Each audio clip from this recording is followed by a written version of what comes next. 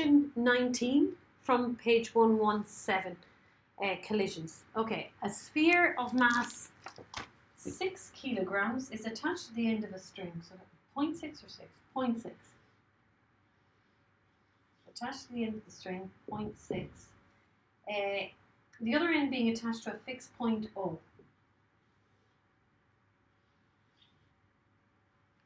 Okay, and that's got a 0.8 kilogram on it, sitting on the ground.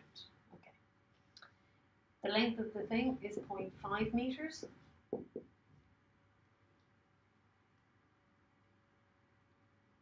The sphere is released from rest when the string makes an angle of 60 degrees.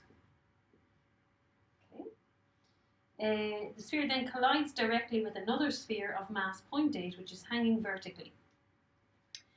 The coefficient of restitution between the two spheres is 1/11. Find the speed of the sphere just before the collision, and then the speed of each sphere just after the collision. Okay, so there's some of this that people that are physics students won't fully understand yet, so I need to go into a little bit of detail here. So you want the speed of the sphere just before it hits this. So you're assuming that it is vertical when it hits it. So you need to work out the speed from, it's going at 0 here. I think its initial speed is 0 here. And it is released and it'll hit this. So we're assuming it's vertical when it hits this. Okay, so the way to do that is to think about the energy. And when it is released, it has potential energy, but no kinetic energy. Kinetic energy is the energy due to movement. Kinetic energy, the formula for kinetic energy is a half mv squared, okay? And the formula for potential energy is the energy due to position in a force field, and in this particular case, the force field is gravity, so the potential energy is m by g by h, okay? We'll go into that maybe in a little bit of detail in class. So they're the two formulas. So what happens here? Energy is conserved. Okay, so in falling from here to here, all of the potential energy that it had here, by the time it reaches here, is converted into kinetic energy, because it's potential energy. If we take the potential energy as being relative to the line of it, the center of gravity here, or the line here, once it reaches down here, it has no more potential energy, and all of the potential energy has been turned into kinetic energy. Okay, so the loss in potential energy is equal to the gain in kinetic. So the m by g by h that it had at the start is equal to a half mv squared. Okay, now in these situations they are regarded as point masses. Unfortunately, the radiuses or the radii of them is not counted, so let's just consider them as being just point masses right now. Okay, because you're not given the radius, you're not given the radius or anything. So again, maybe here, that's the h that it loses. That's the height it loses, so the potential energy that it loses is m by g by that h. Okay, do we know h? Well, we can divide m across here anyway. Okay, now v is what we're looking for, so v squared multiplied by 2 is 2 by g by h. G is 9.8. H, can we find h? And this is an important one. Well, if we draw a line here, okay, this will be our h.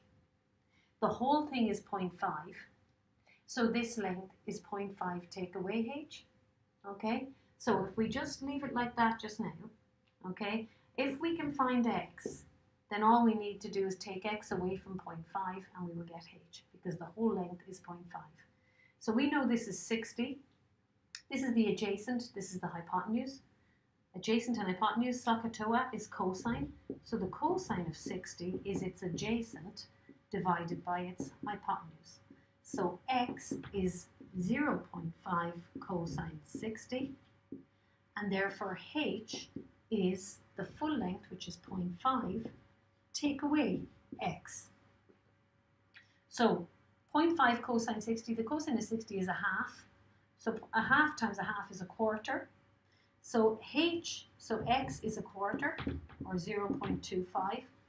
So h is 0.5, take away 0.25. So h is 0.25. Not exactly as I've drawn it in the diagram. So h is, anyway, h is 0.25. So v squared, so v is the square root of 2gh, which is 2 by 9.8 by a quarter. Okay, and that is 4.9. The square root of 4.9 is v. Okay, I am right on it, Larry? Yep, the square root of 4.9. Okay, that's v. Now, the next bit of the question is, what is the speed of each sphere just after the collision? Okay, and here is where you are now to realise that what happens next is a collision. So our rules for collisions are going to apply to the next part of the question. Now, this is actually in the physics book as well. So this is a physics question and could easily be on your physics paper. Okay, so now what's happened now is the two spheres, this sphere has come down here and it's now just before it collides, its speed is v, which is root 4.9. So the situation here is a sphere moving at the square root of 4.9 collides with a sphere that's going at 0, and we want to know the speeds afterwards. As far as I know, that's what the question was. Yeah. So that just becomes a collision question. So the collision question, principle of conservation of momentum. You guys should be able to do this one now. I think they're identical. Oh no, they're not. One is 0.6 and one is 0.8.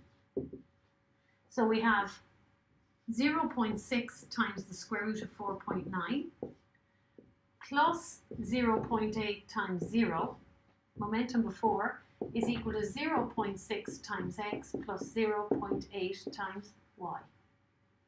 Okay, so let's tidy that up a bit. Let's multiply by 10.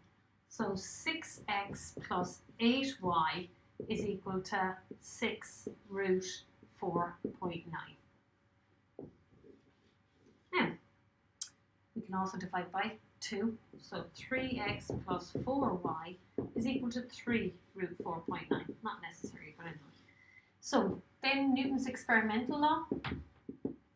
Newton's experimental law, x minus y is equal to minus e. Are we given e? Minus e. Yes, it's 1 over 11. Minus e times 4 root 4.9 minus 0.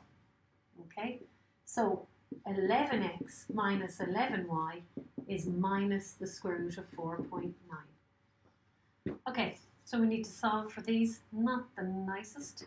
Multiply that one by 11 and that one by 3, by minus 11. So we're going to get minus, we'll get minus 33x plus 44y is equal to 33 minus 33, sorry, minus 33x minus 44y is equal to minus 33 root 4.9, and 33x minus 33y is equal to minus 3 root 4.9.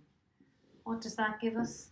That'll give us minus 77y is equal to minus 33 somethings, take away 3 more somethings is minus 36 somethings. So y is 36 root 4.9 over 77, because the two minuses cancel each other. I'm just checking that on the calculator because that is a very strange answer. 36 root 4.9 over 77, 1.0349. I'm just going to check the answer at the back of the book in case I've made a mistake somewhere. Exercise 7b. 7b question number 19. 7b question 19. 2.2, 0.8 and 1 meter per second. Okay. What's the square root of 4.9? The square root of 4.9 is 2.2. Okay. I think they have rounded that. So that is 2.2, but it's not really. It's 2.214. Okay. So I'm assuming they're calling that 1 meter per second. I'm assuming that's correct. It's just that I didn't round anything. Oh, it does say find correct to 1 decimal place. All right, so that would be 2.2. And I guess they're maybe using 2.2 in here instead of the 4.9. So let's just put 2.2 in. So you get 36 times 2.2 divided by 77. So we're going to get 1.02. But again, if they're rounding it, I guess, if they round it, then that's going to be 1 meter per second. So I'm assuming that's right. I'm going to leave it as it is. I'm not going to do the next one because it's going to take a long time, but I am going to tell you what to do next. Rather than subbing the number back in to find x, I personally would now take those two equations again and I would cancel out my y's to find my x's. In other words, I'd multiply that one by 4 to get minus 44y, and I'd multiply that by 11 to get plus 44y, and add them together and figure out what my my x is. Okay, but I just don't have time. The video won't load if I make it too long.